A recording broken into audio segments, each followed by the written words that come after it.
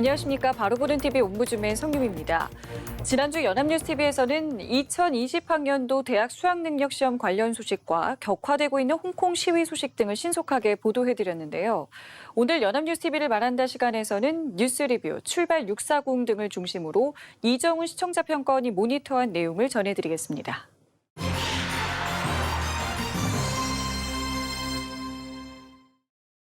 2019년 대입 수학능력시험이 임박한 가운데 대학 입시제도 개선을 위한 논쟁이 본격화되고 지소미아 종료를 앞두고 한미일 간의 입장차가 뚜렷해진 지난 한 주였습니다.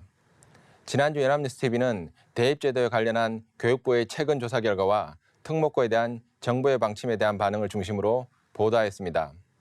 11월 5일 뉴스리뷰에서는 2007년 입학사정관제 도입 이후 처음으로 실시된 교육부의 학생 종합전형에 대한 실태조사 결과 자사고와 특목고대가 확인됐다고 보도했습니다. 학종 선발 비율이 높은 13개 대학을 집중 살펴본 결과 과학고와 영재고의 학종 합격률은 일반고의 3배 가까이 높고 일반고 출신 합격자에 비해 과학고의 경우 내신 등급이 낮아도 합격하는 사례가 발견됐다고 전했습니다. 교육부는 현행 입시제도에서 고교 등급제가 사실상 적용되고 있는 것으로 의심하면서 각 대학의 학생부 종합전형 배점에 대한 정보 공개 확대 필요성을 지적했다고 보도했습니다. 교육부는 학종이 지난 10년간 양쪽으로는 확대됐지만 질적으로 관리되지 못했다며 적극적인 제도 개선을 추진해 공정성과 투명성을 높이겠다고 강조했다고 전했습니다. 이어진 보도에서는 교육부 실태조사에서 자기소개서나 교사 추천서의 기재가 금지된 사항을 우회적으로 담아낸 꼼수들이 적발됐고 위반과 자소서 표절에 대학들의 대처가 미흡했던 것으로 나타났다고 보도했습니다.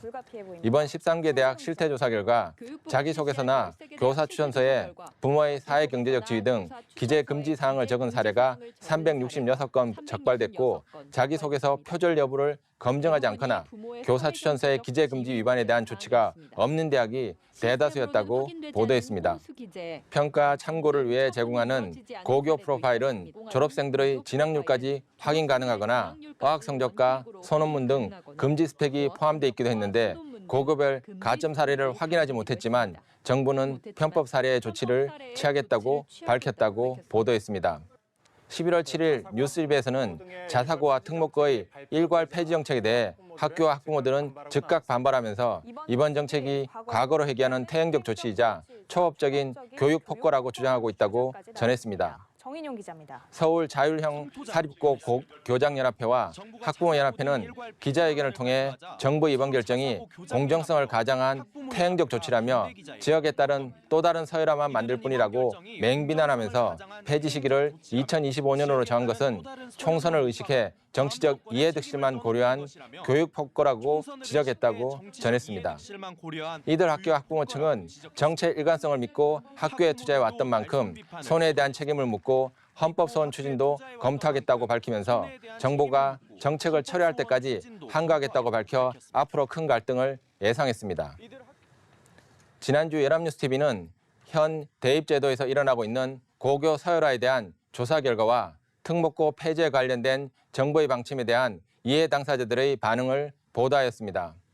조국 전 장관 논란에서 비롯된 대입제도에 대한 논쟁이 전 사회적으로 확대되고 있는 가운데 발표된 교육부의 조사 결과는 많은 시청자들의 관심의 대상이었습니다.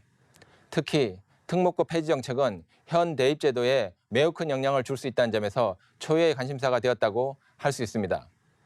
교육 문제처럼 치열한 대립구도를 만들어내는 이슈에 대해서는 대개 언론들은 자신들의 관점을 정립하고 분명하게 제시하기보다는 각 이해 당사자들의 주장을 병렬적으로 나열한 경우가 많았습니다. 따라서 현 대입제도에 대한 일반 대중의 불만족을 어떻게 해석할 것인지는 뉴스 방향을 결정하는 데 매우 중요한 요소라고 할 수 있습니다. 사람들의 분노나 염려가 향하는 지점이 대입제도의 부적절한 운영이나 관리의 문제인 것인지 아니면 현 대입제도가 가지는 근본적인 문제에 대한 것인지에 대해 언론은 명확하게 구분할 필요가 있습니다. 다양한 이해관계를 가지고 있는 일반 대중들이 드러내는 불만족을 그대로 뉴스에 반영하는 것만이 아니라 복잡한 형태로 나타나는 대중의 불만족이 궁극적으로 어떤 방향으로 향하는지를 이해할 수 있고 보다 심층적인 사회적 논의를 이끌어낼 수 있는 보도가 필요한 시점이라는 것을 기억할 필요가 있습니다. 지난주 연합뉴스TV는 독도 인근에서 구조작업을 하다 추락한 헬기 사고의 실종자 수색 작업 및 시신 인양 작업 상황과 엠넷의 인기 오디션 프로그램 프로듀서 101의 투표 시스템의 공정성 문제로 어려움에 봉착한 상황을 설명했습니다. 11월 8일 출발 640에서는 독도 헬기 사고가 발생한 지 9일째 수색 당국의 사고 해역 수색 작업이 계속되고 있다고 보도했습니다. 지난 8일까지 수색 상황은 사고 헬기 동체를 찾았고 대원 2명과 부상선원 1명 등 3명의 시신이 수습됐다는데 여전히 나머지 4명의 실종자는 아직 발견하지 못했다고 전했습니다. 기상 악화로 수중 수색이 중단되면서 실종자 가족들은 더욱 애가 타고 있다고 전했습니다. 범정부 현장 수습 지원단은 마지막까지 실종자 수색에 최선을 다하겠다고 약속했고 독도 헬기 사고 실종자를 수색하고 있는 당국은 함선 8척과 항공기 3척, 조명탄 270발 등 가용한 장비를 총동원해 해상 수색을 벌이고 있다고 전했습니다.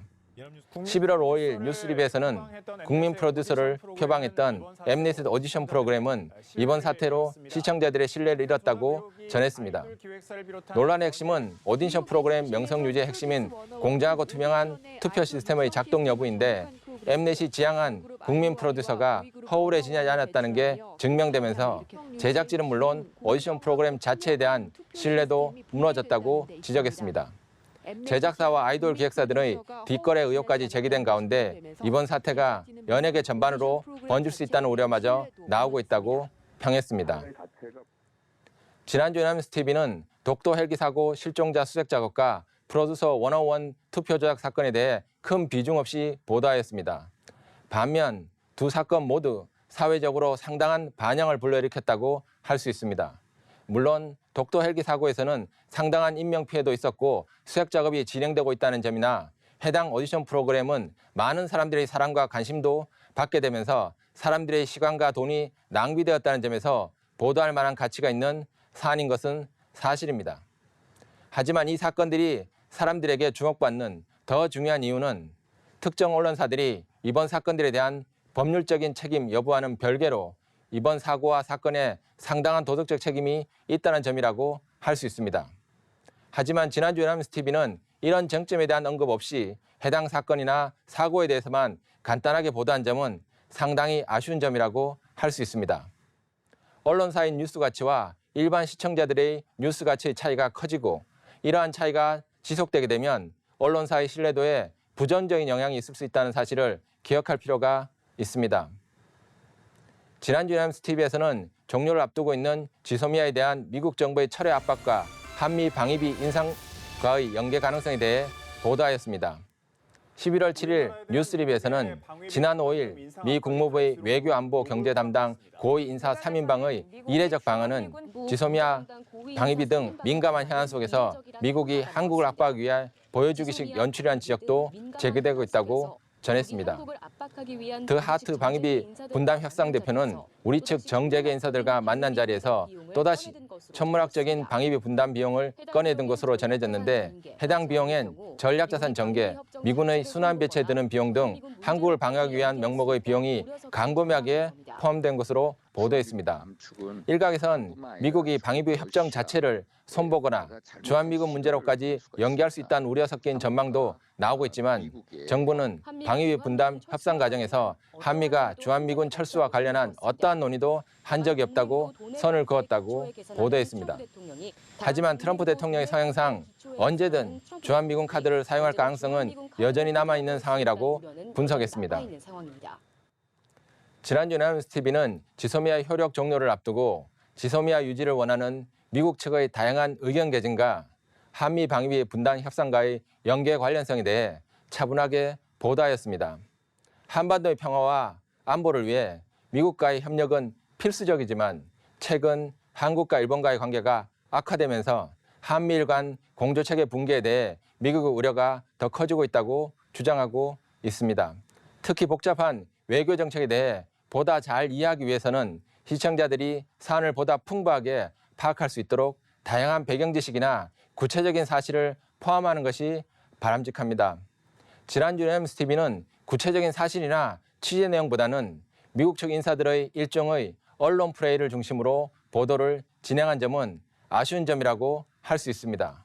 물론 각국의 언론 플레이도 각국의 입장이나 전략을 간접적으로 파악할 수도 있지만 많은 경우 언론 플레이처럼 구체적인 자료 없이 일방적인 주장만을 인용해서 보도하거나 구체적이고 맥락적인 설명 없이 사건 그 자체로만 다루는 방식은 일반 시청자들이 복잡한 외교 사안을 이해하기에 적절하지 않고 불필요한 오해를 불러올 수 있다는 점을 기억할 필요가 있습니다.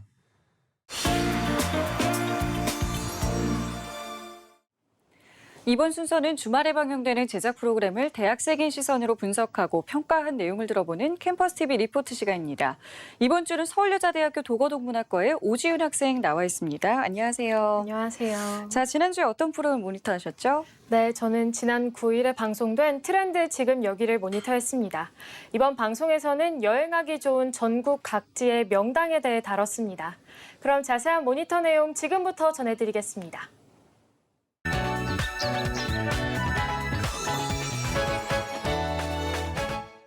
방송은 충청북도 진천에 있는 농다리를 보여주며 시작합니다. 오래되고 긴 돌다리인 우리나라에서 가장 오래되고 긴 이 농다리는 천년의 세월을 견뎠다는데요. 석회 등 접착제를 사용하지 않고 2011년 진천군에는 이 돌다리뿐 아니라 또 다른 자랑거리가 생겼다고 합니다. 두타산에 올라보면 초평저수지에 있는 한반도 지형을 볼 수 있다는데요. 자, 보세요 한번.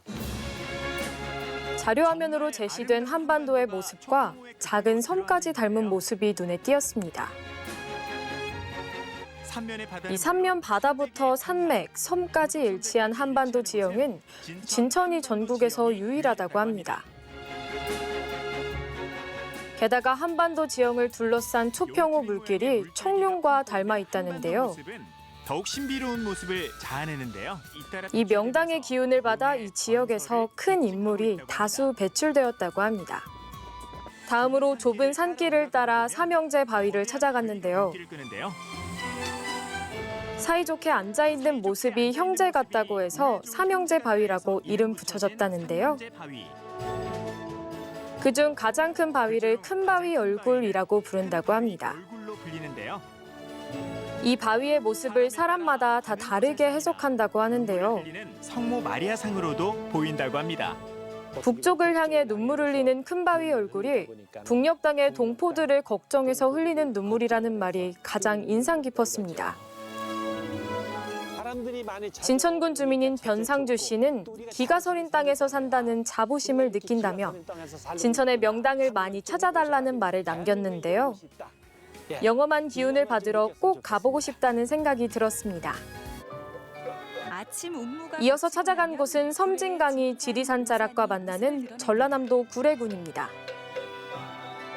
구례 오산의 절벽에는 사성암이 있다는데요. 깎아지른 절벽 위에 자리하고 있는데요.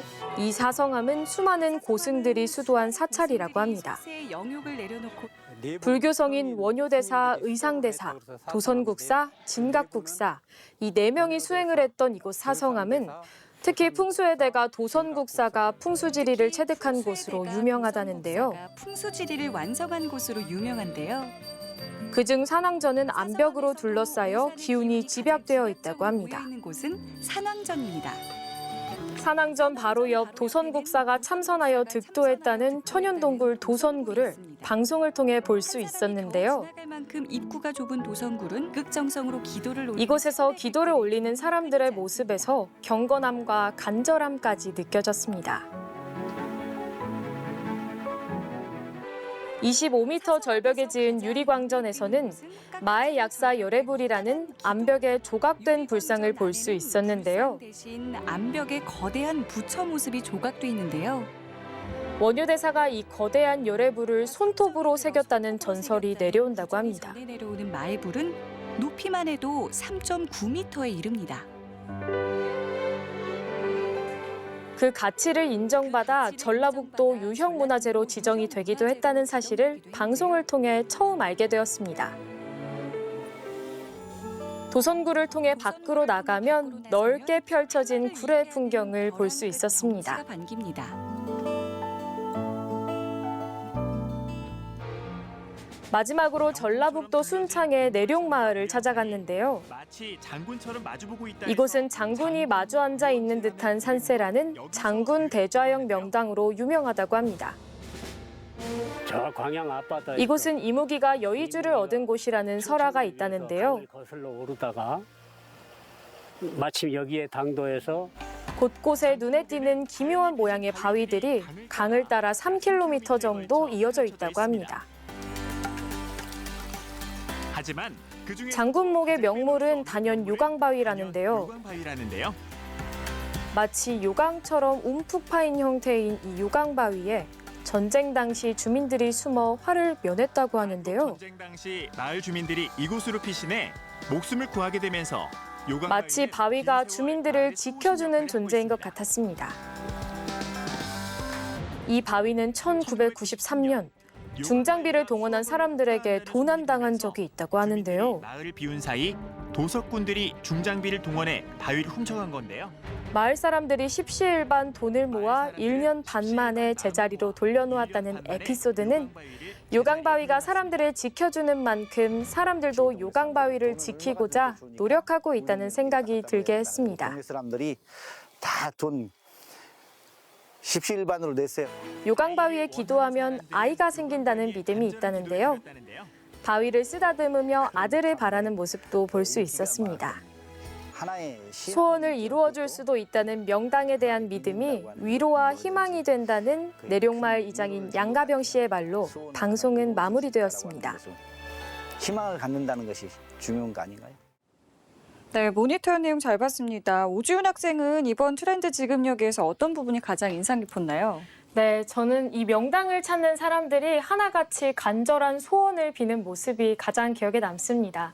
이 또 방송 내내 마음이 불안하고 답답하거나 간절한 소망이 있으면 꼭 명당을 찾는다는 사람들의 인터뷰 내용을 볼 수 있었는데요. 양가병 내룡마을 이장님의 말처럼 이 명당들이 사람들에게 큰 위로와 희망이 되어주고 있는 것 같았습니다. 네, 알겠습니다. 지금까지 서울여자대학교 도고동문학과의 오지훈 학생과 함께했습니다. 오늘 말씀 고맙습니다. 감사합니다.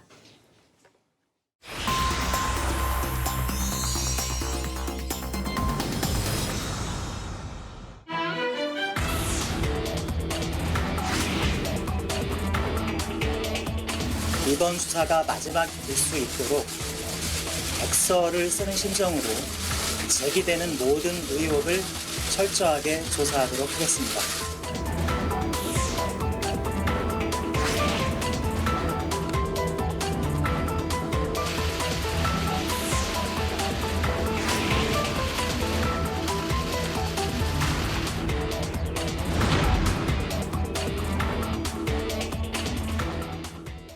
검찰이 세월호 참사 관련 재수사를 위해 세월호 참사 특별수사단을 출범했습니다.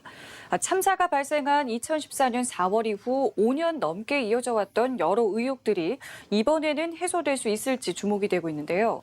오늘 TV와 비평 시간에는 검찰의 세월호 참사 전면 재수사에 대해서 우리 언론은 어떻게 보도하고 있는지 자세히 알아보겠습니다.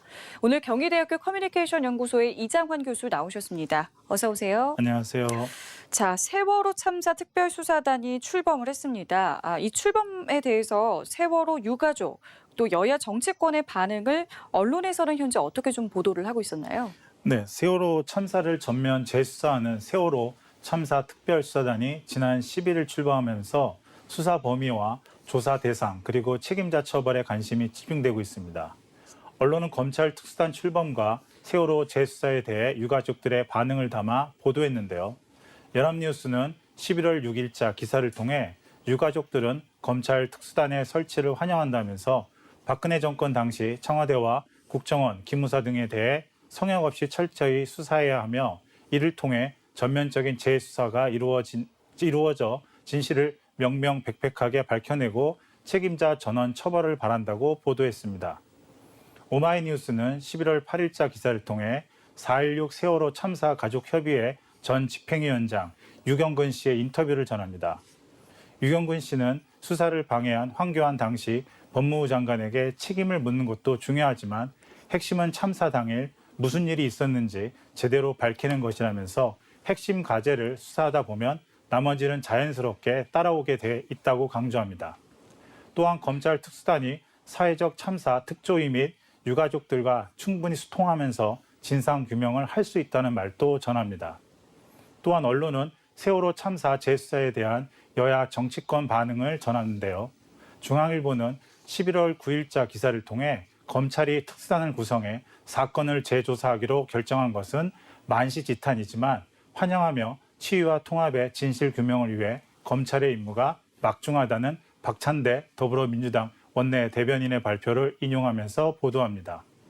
문화일보는 11월 6일자 기사를 통해 황교안 대표를 흔들려는 시도가 다시 나타나고 있으며 총선이 얼마 남지 않은 상황에서 정치적으로 민감한 시기에 검찰이 세월호 특수단을 출범시키는 의도를 의심하지 않을 수 없다는 자유한국당의 반응과 세월호 참사 진상을 밝히기 위해 필요한 조치라고 환영하는 더불어민주당의 반응을 보도합니다. 이처럼 우리 언론은 세월호 참사 재수사에 대해 세월호 유가족의 애타는 심정과 희망 그리고 여당 정당의 엇갈린 반응을 전하고 있습니다. 네. 지난 5년간 조사가 아예 없었던 건 아닙니다. 2015년 1기 세월호 특조위도 있었고요. 현재 세월호 조사를 진행하고 있는 사회적 참사 특조위도 있는데 이번에 출범한 이 검찰 특수단의 조사 범위 같은 것들은 이것과 어떤 차이가 좀 있는 건가요? 네, 2015년 1기 세월호 특조위는 세월호 침몰 사고의 진상을 규명하고 안전사회 건설과 관련된 제도적 개선을 하면서 피해자 지원 대책을 점검하는 업무 등을 수행하기 위해 한시적으로 설치되었습니다. 하지만 세월호 특조위는 출범 직후부터 정부로부터 충분한 조직, 예산 등의 지원을 받지 못해 힘겨운 활동을 이어갔으며 당시 해양수산부나 수사기관의 자료를 협조받기도 쉽지 않았습니다. 결국 세월호 특조위는 조사 방해와 일부 조사위원들의 압력 등으로 2016년 9월 해체되고 맙니다. 현재 세월호 참사를 조사하는 사회적 참사 특조위는 가습기 살균제 사건과 4.16 세월호 참사의 발생 원인 등의 진상을 규명하고 피해자를 지원하며 재해 재난 예방과 대응 방안을 수립하여 안전사회를 건설 확립하려는 목적으로 출범했습니다. 또한 사회적 참사 특조위는 정치적 중립성을 지키고 업무의 독립성과 객관성을 유지하면서 진상 규명과 피해자 지원 그리고 안전사회 건설을 주요 임무로 하고 있습니다. 사회적 참사 특조위는 지난 13일 세월호 참사 당시 헬기 구조에 문제가 있었다고 공식 수사 요청을 하겠다고 발표했습니다. 그리고 이번에 출범한 검찰 특수단은 윤석열 검찰총장의 지시에 따라 대검찰청 반부패 강력부 산하의 임관혁 수원지검 안산지청장 단장을 중심으로 만들어졌는데요. 수사 대상으로는 참사 당일 구조 지연부터 세월호 특조위에 대한 조사 방해 의혹, 검찰 수소 축소 외압 의혹과 세월호 CCTV 영상 저장 장치, DVR 조작 의혹과 청해진 해운의 불법 대출 의혹 등을 조사할 예정입니다. 한겨레 신문은 11월 7일자 기사를 통해 철저한 진실 규명과 함께 진실 규명 방해가 의심되는 당시 일부 특조위 위원, 구조주의 수뇌부도 고발 대상이라고 보도합니다. 세월호 참사 진상규명 방해에 관여한 박근혜 정부의 관계자들은 현재 해양수산부의 세월호 특조위 관련 현황 대응 문건 등에 관한 내용으로 재판을 받고 있는데 한겨레 신문은 세월호 특조위 해체와 설립 논의 과정 등을 추가 재차 고발할 계획이라고 4.16 세월호 참사 가족 협의회를 인용해 보도합니다. 경향신문은 11월 6일자 기사를 통해 청와대 7시간 행적을 다시 조사하는 등 참사 직후부터 지난해까지 산발적으로 진행된 검찰 수사에도 해소되지 않은 의혹을 최대한 규명하려는 검찰 특수단의 조사 범위와 수사 대상을 보도합니다. 또한 4.16 세월호 참사 가족협의회가 요구하는 피해자를 중심에 둔 수사 기소가 필요하다는 주장도 전합니다. 이처럼 우리 언론은 이번에 출범한 검찰 특조위가 4.16 세월호 참사의 발생 원인과 세월호 특조위 조사 방해 및 해체 등에 관여한 사람들에 대한 철저한 조사와 정확한 처벌이 필요하다고 보도합니다. 네, 검찰은 이번에 모든 의혹을 말끔하게 해소를 해서 마지막 세월호 수사가 되게 하겠다라는 각오를 밝혔는데요. 현재 새롭게 불거진 의혹, 또 재수사가 가능한 쟁점들에 대해서 보수 진보 언론에서는 어떻게 보도를 하고 있었나요? 네, 동아일보는 11월 8일자 기사를 통해 참사가 발생한 직후 진행된 각종 수사를 통해 사건 관련자 상당수가 이미 기소돼 재판을 받거나 마친 상황이라며 의혹이 해소될지는 지켜봐야 한다고 전합니다.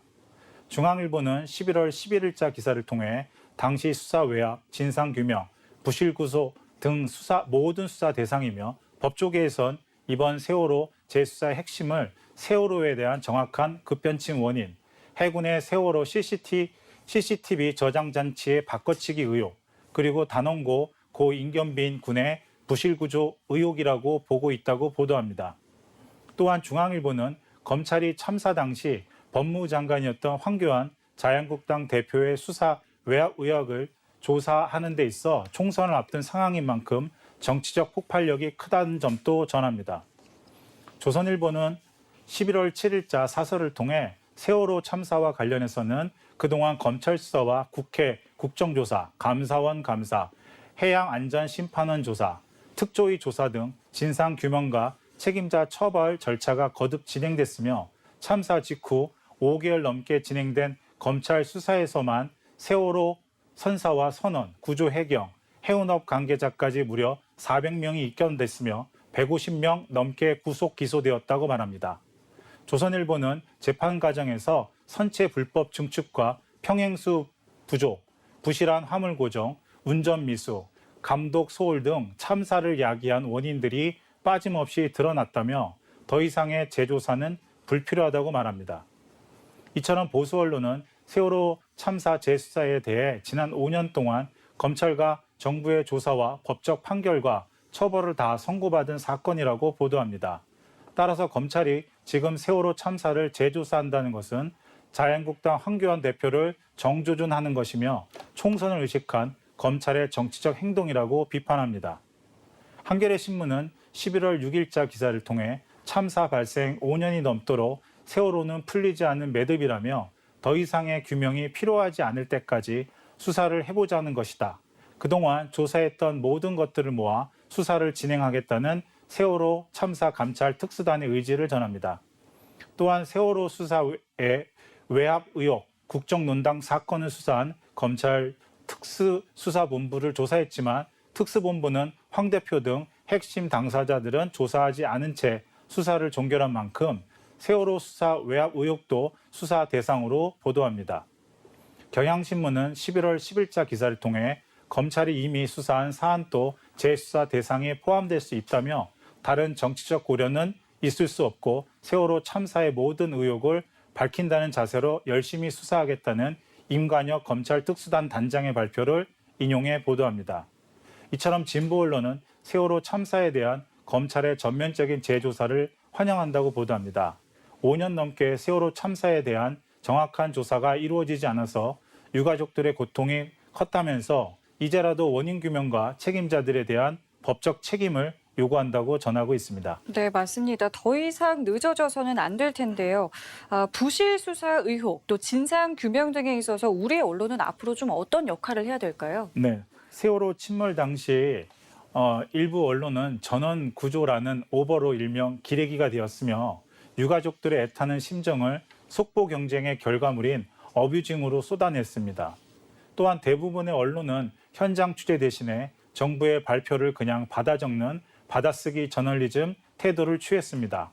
근거 없는 괴담을 무분별하게 보도하고 유가족에게 색깔론을 씌웠으며 보상금 등을 보도하는 데 있어 제대로 된 팩트체크를 하거나 의혹 해소에 도움이 되는 비판적인 언론의 역할을 하지 못했습니다. 따라서 이번 세월호 참사 재조사에 대해 보도할 때 속보 경쟁을 하기보다는 검찰 발표를 철저히 팩트체크를 해야 합니다. 또한 세월호 참사와 진상규명 관련 과거 자료를 연대기적으로 다시 정리하고 취재를 통해 찾아낸 새로운 정보와 비교 분석하는 적극적인 취재 방식이 요구됩니다. 마지막으로 언론은 세월호 참사 재조사에 새로운 희망을 품은 유가족의 심정을 배려하는 저널리즘의 윤리를 잊지 말아야 할 것입니다. 네, 알겠습니다. 지금까지 경희대학교 커뮤니케이션 연구소의 이장환 교수와 함께했습니다. 고맙습니다. 감사합니다. 옴부즈맨 제작진은 시청자 여러분의 다양하고 소중한 의견을 기다립니다. 방송을 보고 느낀 소감을 연합뉴스TV 홈페이지 시청자 게시판이나 SNS로 보내주시기 바랍니다. 저희는 다음 주에 다시 찾아뵙겠습니다. 시청자 여러분 고맙습니다.